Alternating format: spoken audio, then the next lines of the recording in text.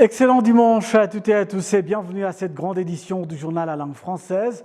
Vous êtes en compagnie de Patrick Nilidindi. Tout de suite, l'essentiel de l'actualité.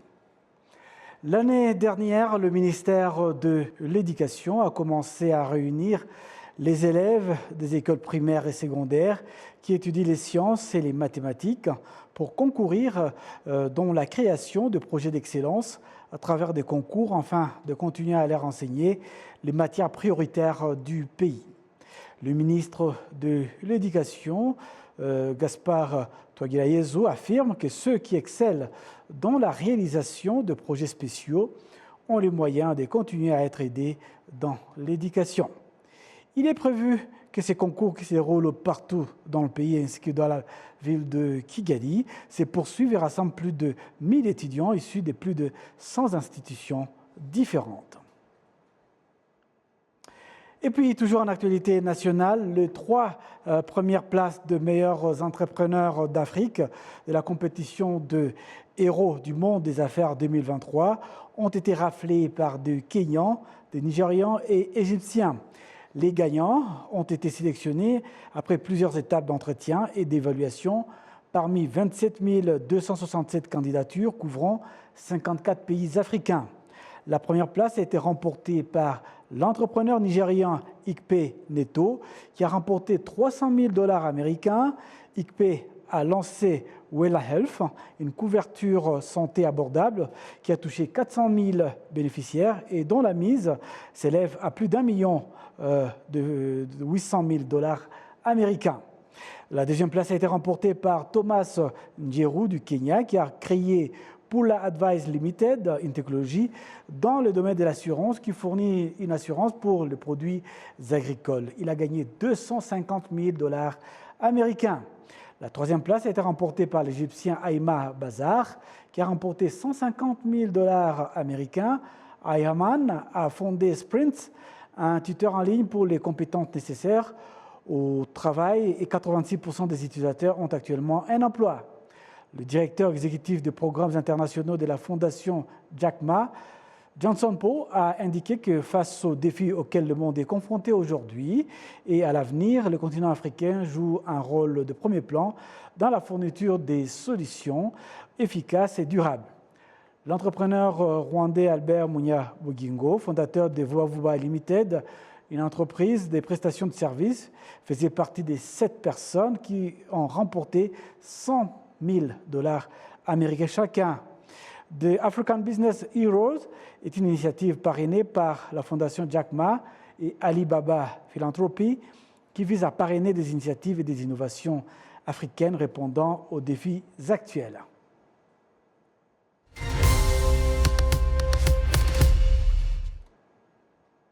Dans Écho du Rwanda, nous vous amenons ce dimanche en district de Gicumbi, en province du Nord, où pour lutter contre les commerces transfrontaliers dans la contrebande illicite entre le Rwanda et l'Ouganda, le gouvernement du Rwanda, à travers différentes instances dans cette province, a notamment accordé à la coopérative Cora, comprenant d'anciens pratiquants du commerce transfrontalier illicite, la somme de 5 millions de francs rwandais pour qu'ils puissent s'orienter dans d'autres activités légales génératrices de revenus. Les explications avec Kassim Issouf. La coopérative Koraunguki est opérationnelle dans le secteur de Rubaya, en district de Gicumbi. Ses membres pratiquaient du commerce transfrontalier illicite entre le Rwanda et l'Ouganda. Je pratiquais du commerce ambulatoire et j'apportais du haricot de l'autre côté et je rentrais avec notamment des sachets prohibés ici. Je partais en Ouganda y faire du commerce ambulatoire de haricots et parfois le service des douanes m'arrêtait. Lorsqu'on avait vendu le haricot de l'autre côté, j'allais boire de l'alcool frelaté avec ce qui m'avait accompagné. Ces anciens pratiquants du commerce transfrontalier illicite en district de Gicumbi disent que lorsque parfois des organes concernés les arrêtaient, ils étaient sanctionnés et l'argent dont ils se servaient dans cette activité illicite était pour eux une perte. Leurs militaires étaient dans les fermes parce qu'on ne passait pas par des voies normales. Comme il y avait des gens qui les informaient de notre passage, ils plaçaient des points de contrôle et nous prenions la fuite en laissant tout derrière nous. Si on nous arrêtait, on nous amenait à Kabare. C'est pourquoi nous prenions la fuite. Depuis que la somme de 5 millions de francs rwandais leur a été accordée, ils se sont libérés des infractions transfrontalières qu'ils commettaient et sont maintenant sur la bonne voie de développement, disent-ils. On nous a accordé une aide de 5 millions et nous avons acheté des produits agricoles comme du sorgho et du haricot. Nous les avons achetés à bas prix et maintenant le sorgho est vendu à 650 francs et nous espérons avoir du profit. Nous avons acheté du haricot à 1200 et nous les vendons à 1400 francs. Je me suis acheté une brebis et j'ai pu réhabiliter ma maison qui s'était écroulée et je suis en train de la finaliser avec l'argent qu'on m'a dernièrement donné. Depuis la réouverture de la frontière, je ne suis pas allé là-bas, d'autant plus que nous trouvons sur place tout ce dont nous avions besoin là-bas. Le prix du haricot que nous avons ici, par exemple, est beaucoup mieux qu'en Ouganda. Différents organes de la province du Nord ont déployé des efforts, dont notamment l'élimination définitive des infractions commises à la frontière entre le Rwanda et l'Ouganda. Le gouvernement de la province du Nord exhortait les habitants à mieux gérer l'aide qui leur est accordée et éviter des activités qui pourraient les faire tomber dans des infractions.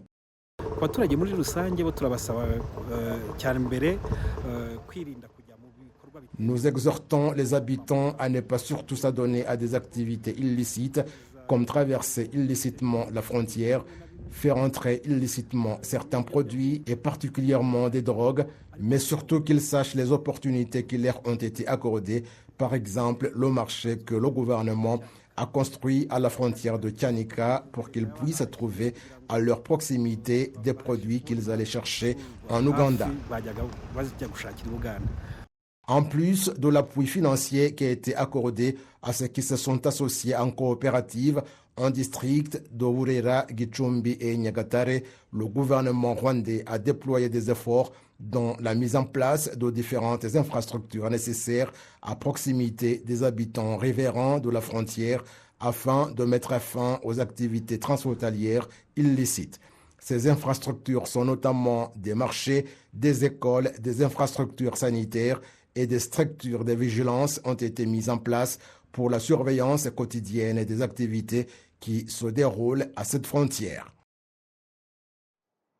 La suite de ce journal, toujours dans le cas d'écho du Rwanda, l'on trouve un peu partout sur le territoire national des arbres que les habitants ont peur d'abattre ou craignent de s'en servir en tant que combustible, même si ce sont naturellement desséchés. Il s'agit notamment du ficus que nous allons découvrir, son ancienneté et son importance par rapport à l'attachement de la population locale qui confère des caractères historiques et culturels importants. Découvrons un peu cette partie de l'histoire du Rwanda avec Kassim Youssouf. À Gatagara, en district de Nyanza, au bord de la route macadamisée, se trouve un ficus toningi qui, selon les habitants et ceux qui connaissent son histoire, serait vieux d'environ 2 siècles et n'a jamais été abattu ni utilisé comme combustible. C'est un arbre énorme avec 5 branches et personne ne peut oser l'abattre ni l'utiliser comme combustible. Et d'après la population locale, ceux qui ont essayé s'en sont mal sortis. Depuis mon jeune âge, j'ai entendu les gens dire que personne ne peut l'utiliser comme combustible et les branches qui se détachent se décomposent sans qu'on y touche parce que quelqu'un qui oserait serait mort.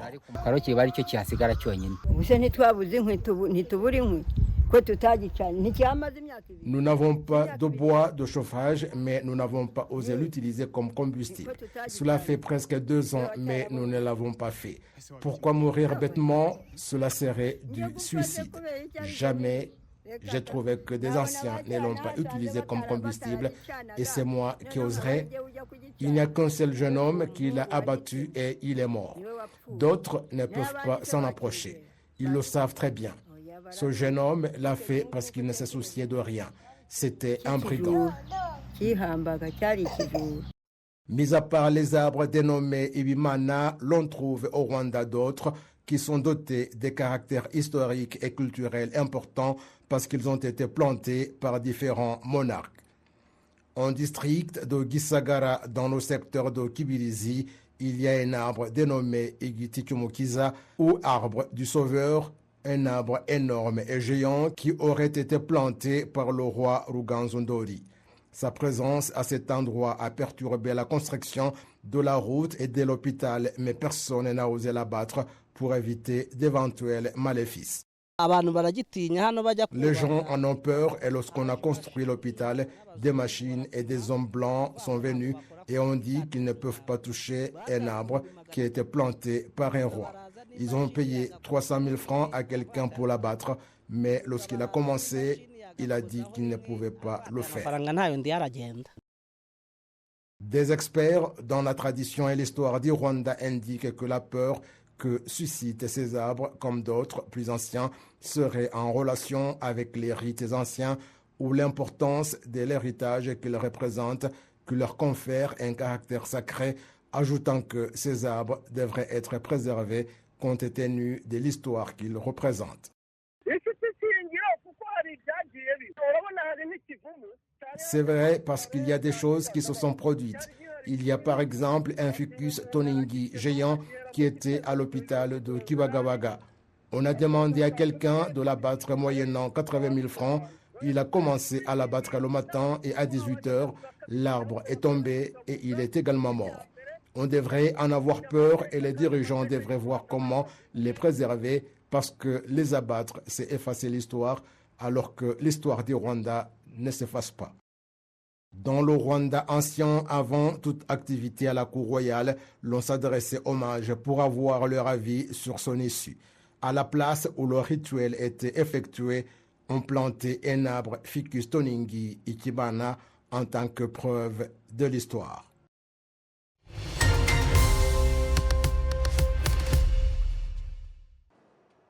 Bienvenue à l'entretien de la semaine.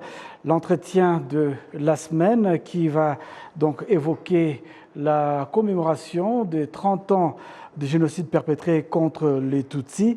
30 ans, c'est à la fois beaucoup et très peu. Beaucoup pour ceux qui sont nés après le drame et qui ne connaissent pas cette tragédie. Il y a également la banalisation pour certains, un risque de voir les mêmes erreurs se répéter. Pour évoquer ce sujet, nous avons l'immense plaisir de recevoir Rurangwa Jean-Marie Vianney, un artiste, écrivain qui a écrit de nombreux livres. Bienvenue donc à cet entretien de la semaine. Je vous remercie beaucoup. Voilà, donc le Rwanda va commémorer les 30 ans du génocide perpétré contre les Tutsis. Oui. La majorité de la population rwandaise est composée de jeunes, moins de 30 ans, hein, et qui ne connaissent pas nécessairement l'histoire, la tragédie qui a frappé le pays et qui a fait plus d'1 million de morts. Alors là, c'est fait un travail énorme de la transmission des mémoires. Qu'est-ce qu'il faut faire pour ces jeunes qui ne connaissent pas, qui risquent de tomber dans la banalisation du génocide? Bon, évidemment, ce qu'il faut faire, c'est de les informer. Les informer à travers des livres qu'on écrit, des livres sur l'histoire du génocide, sur l'histoire du Rwanda en général et du génocide en particulier. Donc, on peut transmettre cette mémoire du génocide à travers des livres d'histoire, des livres qui expliquent des essais sociologiques, par exemple, des pièces de théâtre, pour perpétuer cette mémoire à travers des fictions, à travers des poèmes, à travers des chansons. Il y a tant de genres, à travers lesquels on peut faire passer cette mémoire. Effectivement, quand on parle de la mémoire du génocide et sa transmission, et qui se pose donc avec acuité, hein, l'on voit que de nouveaux développements, notamment dans la région, où il y a les dénis du génocide, et ailleurs dans le monde. Donc il y a un travail énorme qui doit être fait par les écrivains, parmi ces écrivains vous-même. Oui, c'est ce que disait toujours, plutôt c'est ce que écrivait un philosophe que j'aime citer, c'est Karl Theodor Jaspers, qui dit, je le cite, « Ce qui est arrivé est un avertissement. L'oublier est une faute. Il faut rappeler continuellement. Il a été possible que cela arrive, et il reste encore possible que cela arrive de nouveau, d'un moment à l'autre. Seule la connaissance de ce qui est arrivé peut l'empêcher de se reproduire. » Voilà, donc, il y a des courants négationnistes un peu partout. Il y a diffusion de l'idéologie génocidaire un peu partout dans le monde, non seulement ici, mais aussi en Europe. Il y a encore des gens qui nient la Shoah beaucoup d'années plus tard. Et donc, dans la région, par exemple, des Grands Lacs, on voit encore l'émergence de cette idéologie, la recrudescence de cette idéologie génocidaire. Et c'est pourquoi il faut tout faire pour la combattre à travers les écrits, à travers des discours, à travers des réunions, etc. Voilà.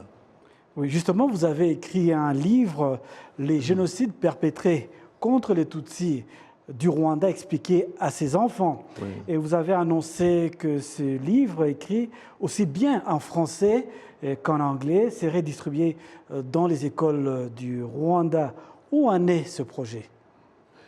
Oui, le projet a commencé en 2019 quand j'ai été invité au café littéraire organisé par ce qui était la Commission nationale de lutte contre le génocide et Imbuto Foundation. Donc, au cours de ce café-là, des jeunes m'ont demandé d'écrire un livre qui leur expliquerait de façon très simple le génocide des Tutsis du Rwanda. Alors, quand je suis retourné à Ottawa, où je vivais, donc j'ai écrit ce livre et je l'ai fini. Il a été publié à Mexico dans une version, en version bilingue, donc français-anglais. Mais aussi, il a été traduit, je l'ai traduit en espagnol, et il a été publié par l'université mexicaine pour ses étudiants.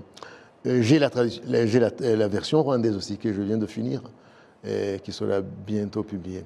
Donc, le livre a été lu par le Rwanda Basic Education Board, le REB, qui l'a apprécié, et le REB s'est engagé à le mettre à la disposition de toutes les écoles du Rwanda. Donc, c'est ça, le projet est là, donc j'attends moi-même à ce que ce livre soit dans des écoles, comme le souhaitent, justement, comme l'ont souhaité les jeunes du Rwanda. Et donc, comment va se passer après avoir donc, le livre est publié, le livre est donc est là, et comment cette distribution va pouvoir se faire? C'est toutes les écoles du Rwanda qui vont pouvoir recevoir ces livres, tous les jeunes qui sont à l'école, comment ça se passe? Bon, ça je pense que c'est au REB de voir comment mettre ce livre à la disposition des écoles. Mais au moins, il faudrait que, à mon avis, au moins chaque école ait 10 livres pour sa bibliothèque. Donc, c'est le REB qui va voir comment il s'est engagé à le faire.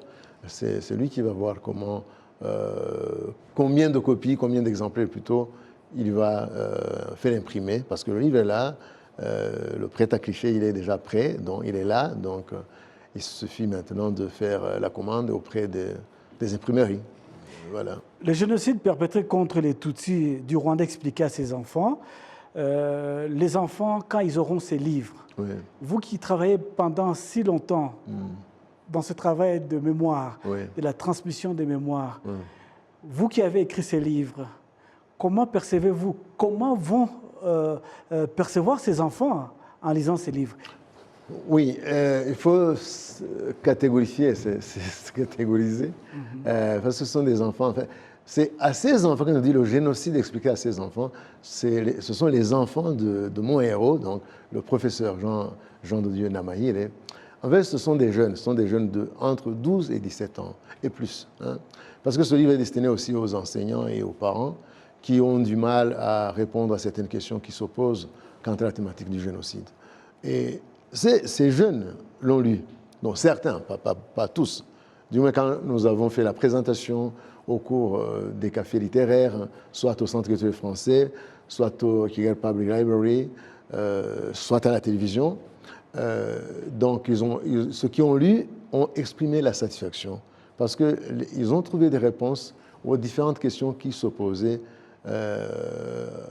quant à la thématique du génocide. Donc, c'est un livre qui a été bien perçu, bien reçu plutôt, parce qu'il est écrit dans un langage simple. Ce sont des recherches académiques que j'ai faites, mais que j'ai exprimées dans un langage simple que, justement, ces jeunes des écoles secondaires peuvent comprendre sans beaucoup de difficultés.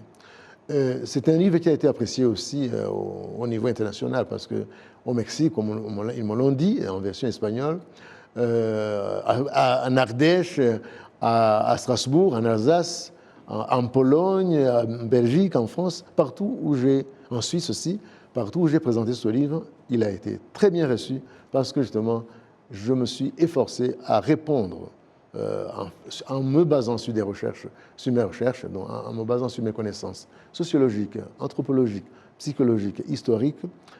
J'ai essayé de répondre à beaucoup de questions sur le génocide des Tutsis du Rwanda.